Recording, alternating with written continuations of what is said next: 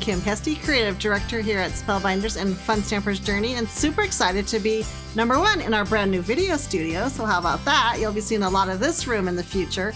But today I'm especially pleased to be here to present to you the November Stamp of the Month. So excited. I always try to come in here, show you the Stamp of the Month, show you a few extra tips and tricks so you can get the most out of your subscription. So this is our club stamp. Let's take a look. This guy is called Mistletoe and Holly. Absolutely love it. So cute. So people were teasing me around the office like, what's the deal with Mistletoe and Holly? Because although we see holly in these stamps here, there's really no mistletoe. I guess we could use these little berries, but Mistletoe and Holly is really about the names of these two cute little deers. I just love them. So this is Mistletoe and this is Holly. So I think that, of course, you could flip them around if you want, but in any case, the deers, that's their names. That's why the stamp set is named Mistletoe and Holly. So there's a little backstory for you, kind of fun. But we absolutely love this set. It's 14 red rubber stamps, and of course they're all fully indexed. I'm just going to peel a couple off here. Let's pull one of the little deer off. So cute. Fun. And then it's got these great sentiments on here. This is one of my favorites. Sweet holiday wishes. And of course we have the one that is kind of the name of the stamp set that says it's time for Mistletoe and Holly. But again, 14 stamps in here. You're going to have so much fun creating holiday cards for this with this set with all the little fun little elements that go with it. So how about if we take a look at a few cards? I'm going to bring in one card here first. And I'm going to show you a few little tips and tricks on how to create some cards. But first, let's just have a little show and tell.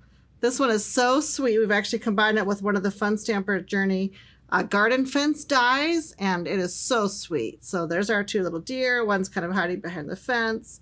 A couple little sequins. Add that magical sparkle for the holiday. Just love it. And check this one out. So both of these are cards that really don't require any coloring for the little critters. They're just merely stamped on oatmeal cookie, and they are just so cute as is. They don't really need much else to really make them shine. So here's a fun one with a little window cut out for the sentiment. And then, of course, those holly leaves going all the way around. A little bit of washi tape down here. So cute. And don't you love the little bell? So this is one of our little tiny jingle bells that, again, we have on the Fun Stampers Journey brand. So cute. So let's talk about coloring this guy, though, because, of course, it is absolutely perfect for coloring. So what I did here is I went ahead and started a little bit of my coloring. I stamped both Mistletoe and Holly out here. And I started coloring this, but I was just going to give you a couple extra tips on coloring. So this is one particular pencil that I have, and it's number 38. And it is part of our Color Burst pencil set. So this has got 48 different colors in it. And I've already colored this little deer in a few different shades of brown.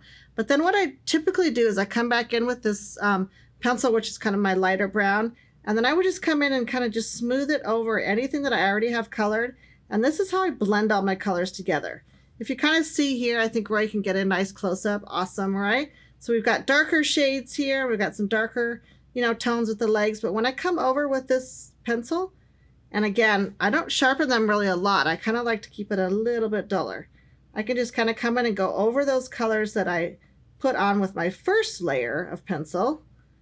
And then this is just going to help me do all my blending. I'm going to show you one more tip for blending too.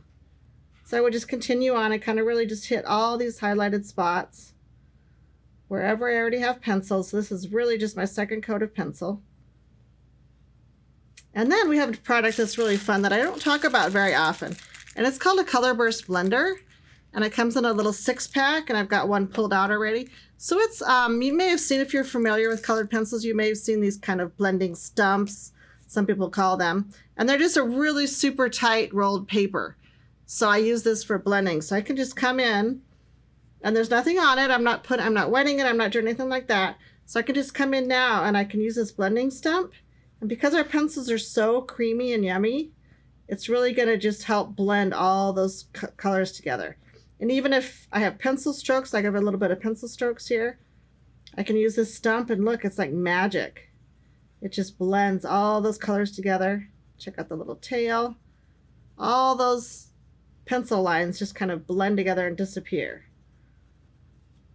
Shading around the neck. I've already blended in around the little face of the deer, so you can kind of see that where it's got, a lot more blended around. Okay, and one more fun tip I'm going to share with you. I'm going to show you the finished card in just a minute, but I really had fun with these Storytime pens. Now this is a Jane Davenport product, and again they're called Storytime pens, and you actually get 4 pens in the pack.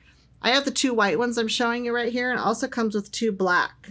But they are actual paint pens, so you kind of shake them up a little bit. Hopefully this doesn't make you dizzy. Shake them up a little bit. And then when you first get them, you kind of have to prime them a little bit, which means you kind of have to, you know, get them started with your paper. But these should already be primed. So because I've done so much coloring here with my little dots of my, on my little deer are, I can come in with this pen. And are you guys seeing that? Like, look how fun to come back and re-add those white spots in for the little deer, right? Look how they just pop.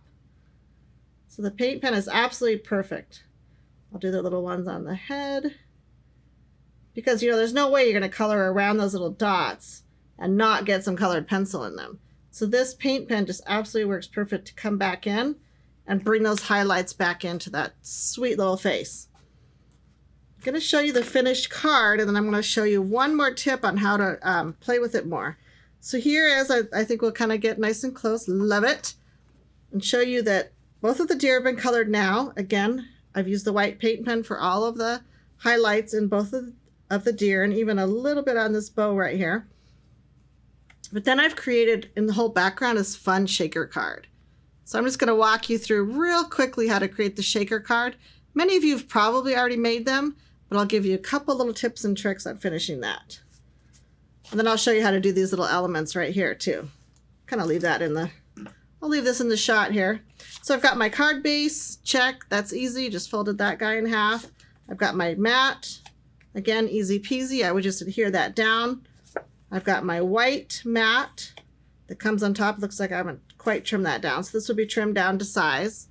And then in order to create the shaker card, this is the element you're going to need. All I've done is taken a piece of our fresh sage cardstock, and I've used our Journey ovals, and it happens to be the largest oval here. I've just cut that out. But then what you can probably see if I kind of get the glare, yep, I've got a piece of clear view sheet in there. So what I've done, I've come on the back, I've added the clear view sheet to my panel, and then I've taken our Journey foam tape. So this is dimensional tape, comes in a roll. So super handy to have it, you know, all ready to go. You can either tear it with your fingers like I just did. You can take our craft shears and cut a little angle, which I kind of like to do when I started forming this frame around the oval. So shaker card just kind of makes sense that when you do the shaker card, you really want to seal up all the edges around the oval, right? Does that make sense? Trim that one a little bit more. So I would just come along with a foam tape, and then I would just continue adding my foam tape all the way around so everything in that oval is sealed up. And then of course this is double-sided, so then I can come back and just, you know, peel off my adhesive. I would come back and peel all those guys off. But then in order to put my shaker elements, I'm going to have my white mat all adhered down. This would all be ready to go. And then you can add your fun little shaker elements. Now I've got 2 options right here. I've got our confetti sparkles, which are really cool. I'm going to open them. They're probably going to fly all over. So these are exactly what it says, kind of like flat confetti sequins. Very, very flat. I'll put a couple out there. And of course they're, you know, iridescent, so they're going to pick up whatever tone. They look kind of pink right now because of the lighting, but they don't really have a pink tone once you enclose them in. And then I can take my sparkle cuts. So this is our second real sparkly element. This is sparkle cuts. I think I have the wrong cap on there. Oh my gosh. This is definitely sparkle cuts. So you would add those in the center of your cardstock. Scooch everything toward the middle. And then we have all your little elements ready to go, and you've peeled all this off. Of course, this would be finished. Then I would go ahead and capture all of that by adhering it right onto this white panel. So super easy. It's really, shaker cards seem complicated, but they're really not complicated at all. So I would go ahead and adhere everything down, like I said, and then this is when I come back with my paint pen again, same one I used earlier. And then I'm just creating these fun little trio of dots. So because they are paint, they are a little bit dimensional, and they just stay super white and super cute. So again, it's kind of like creating your own pattern paper. Just come along, do little groups of 3 dots, and you would continue your way all the way around the whole mat. So let me bring the finished one back in just to give you one more peek at it. And again, I'll show off the shaker element because obviously this one is all included. But look how fun with the sparkle cuts in there and all the little dots around. Just kind of ties the whole card together. Just love it. So much fun. All right, so this is going to be instructions for this entire card are going to be all stepped out on the postcard you get in your kit. When you get your stamp of the month, you also get a postcard tutorial in the box with your stamp. So you're all set to just immediately start creating. Let me show you a few more samples, then I've got one more little fun option to share with you. Actually, let's show this guy first because here's another one of the little deers that's colored. But this time we've come in with some Journey Glaze and added some really fun accents on the bow, on the little dots, and even on the little eyes. So it just adds a little fun sparkle. And there's that sentiment I just adore. Here's a fun one. We've used a background that we did with the gel press. So it's got kind of that fun watery background. And again, how cute to cut like a little house shape with one of our dies. Love that one. Another one, we're using some daubers and some liquid colors for the background. Ooh, that looks almost fluorescent on this lighting. We got our new studio lights. We're still doing a minor adjustings, but how cute is that? All right, I'm going to show you some simple cards, and again, I'm going to show you one more finished one. Here's some cards that we created without the deer images, which again, there's so many options with the stamp set. It's got all these cute little holly branches and holly leaves that you can play with. Look how sweet and simple this card is. It's almost got that sophisticated flair. We've done some embossing here with our copper embossing powder. So love that. Hopefully you can catch a little bit of that glimmer there. Ooh, Roy's coming in close now. So, oh, there we go. Do you see that pretty embossing powder? So nice. So again, very sophisticated, very amazing look there. Here's another one with some tags where we've got just the cute little holly branches there. And look how cute they are done tone on tone back here for the tag. Love that. Here we've really gone crazy with the holly branches. But again, some of our sequin elements and then that cute little sentiment in the middle. Super adorable. And one more because I just can't stop, you guys. This set is so much fun. So this has just got one of the little deer. And again, some of these fun little elements from some of our smaller die sets. And again, look at that holly background. Love it. Okay, so one card that I made that was one of my favorite, we actually used the Laurel and Bows embossing folder. So this is a cut and emboss folder from Spellbinders. And I didn't have the packaging anymore, so I jotted it down here in case anyone wanted to go check it out, which of course you can do by going to the website at Spellbinders Paper Arts. It's from our holiday collection this year. And again, it's called Laurel and Bows, and it's this amazing embossing folder. I'll show you. I already ran it through. But when you pop it out, it not only embosses, which gives you this really gorgeous embossing, it also has this fun cut line right in the middle. So that is all one pass. That's not a separate die. This is built into this folder. So it's so awesome that you just run it through, pull it out of your machine, immediately have that fantastic embossed look. Kind of try to angle it so you can see it a little bit better. And then that die just automatically pops out. Oh yeah, that's a good one. So super fun. So I went ahead and trimmed this. This actually is a 5x7 folder, which means you can make a really large holiday card. But for this one, we just trimmed it down to our classic A2 size, which of course works just as well. And again, the little window is perfect for the sentiment. We've got our cute little deer, just very simply done by stamping in an oatmeal cookie with black ink. And you really don't need much more to make that card just shine. So love it, love it. Bring a few more of my favorites in just to kind of get you inspired when you get your stamp of the month in the mail. And there we are. There's 4 of my favorite cards from the stamp set.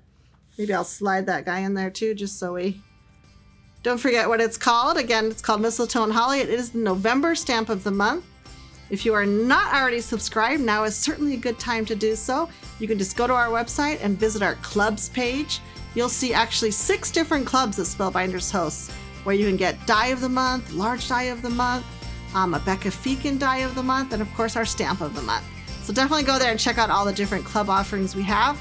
I hope that you enroll, I hope that you join, and every month we're going to bring you something fun, something exciting, something that hopefully makes you smile. So I hope that you enjoyed this little preview of Stamp of the Month. And as always, you enjoy bringing paper to life.